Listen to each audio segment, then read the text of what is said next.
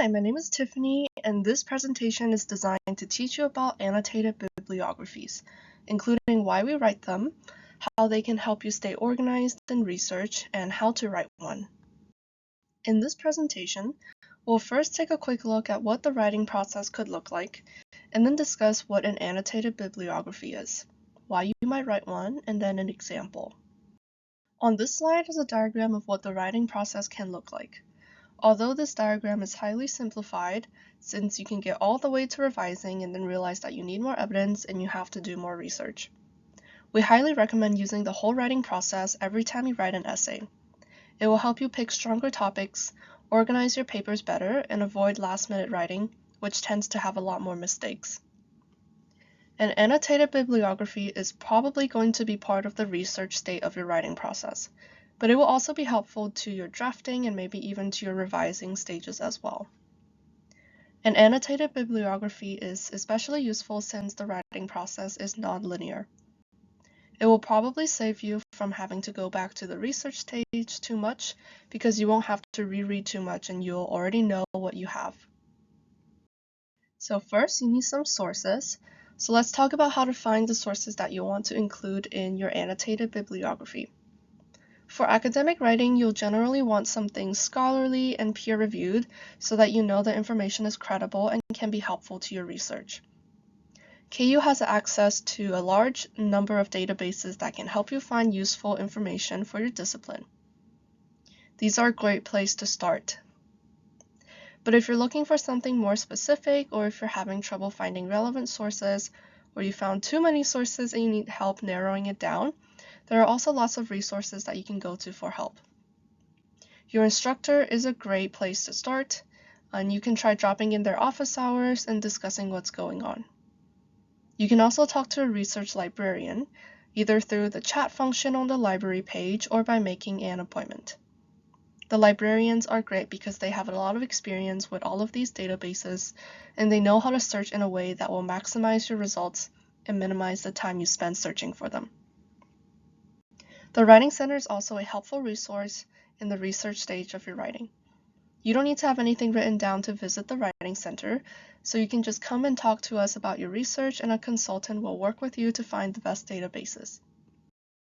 So, an annotated bibliography is a compilation of short paragraph-long descriptions of sources immediately following their citations.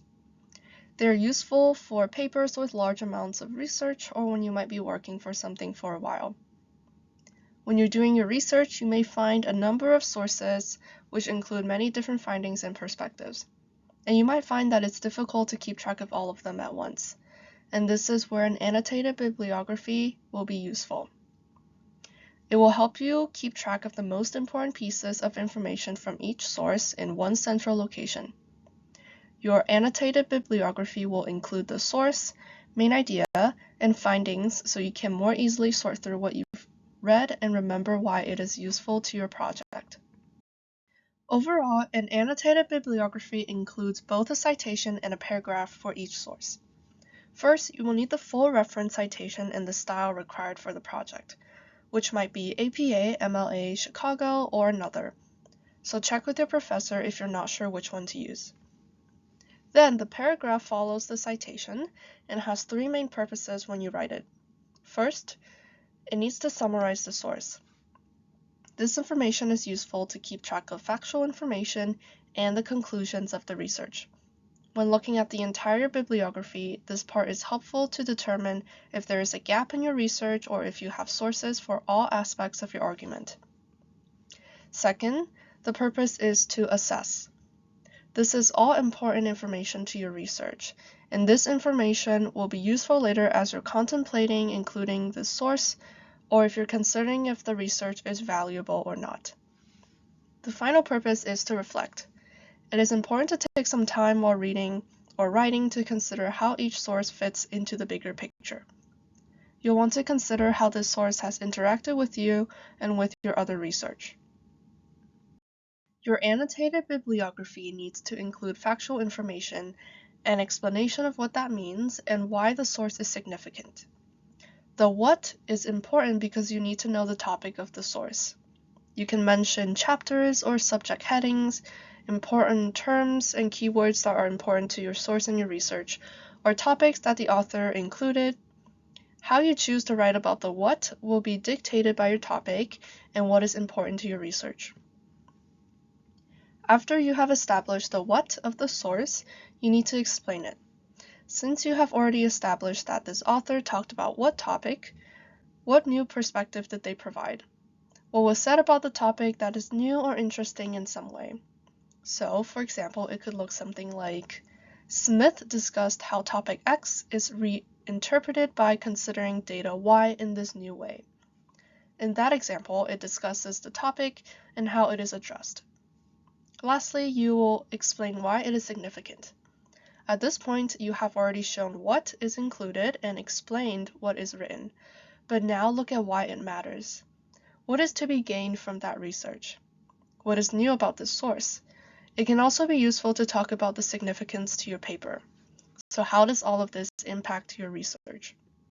Your annotated bibliography should also be informative. You have indicated the main information, so now it's time to include some informative facts. To be informative, you need to look closely at what the author or authors are focusing on. This can be stated as factual information of the source. This should also be information that you consider valuable to remember for the future and what may be particularly important for your research. In general, some important elements to include in your annotation is a summary of the article.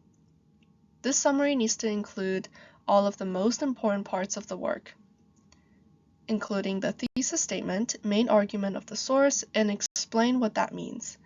It can also include the hypothesis and the arguments that either prove or disprove the hypothesis.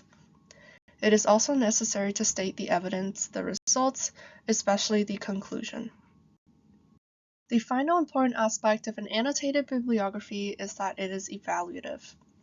You must indicate what is important to you about your source, include important information from the source, and then evaluate what all this means to you.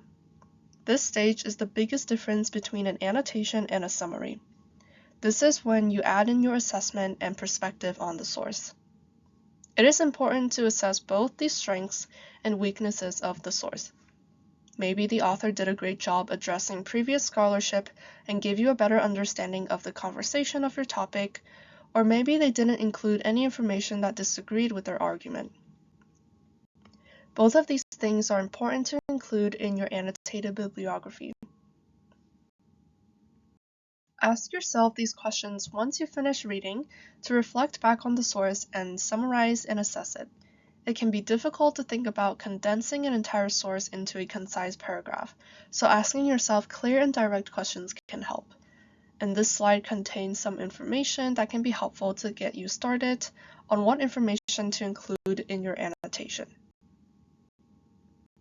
So here is an example, and we can see how a short annotated bibliography entry may look like for one source broken down by each area. Feel free to pause and read through the slide. What do you gain out of an annotated bibliography? They are important because they help you organize information and can help facilitate writing a research paper because they let you clearly see the sources that you have, what they claim, and this helps you know how to incorporate them into your paper. An annotated bibliography is a collection of summaries, assessments, and reflections for every single source you read. So by looking at your bibliography, it can help you get a focused reading of your source by looking at what parts are relevant to you, and a critical reading because you already mentioned the key pieces of information and assessed each source. It will also help you achieve a well-rounded understanding by reminding you about different perspectives and ideas. This is also a great tool to search through. For example, if you know that you need to write a section of your paper about an uncommon theory as a counterargument, you can search for the name for that in your theory, in your annotated bibliography, and will automatically have your sources lined up for you. Like how it can be helpful to you, this can also be helpful to others to help understand your research and your topic in an efficient way. Writing an annotated bibliography can help a collaborator or an advisor catch up onto your research and understand the information without having to do the work again.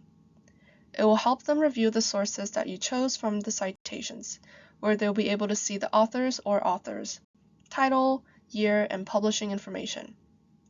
They'll learn what the sources say and how they fit into your work, especially if they're coming in without the familiarity that you have. The annotated bibliography will allow them to gain a deeper understanding of your topic. What we've covered today are general expectations and strategies for annotated bibliography, but these can vary by professor, field, or project.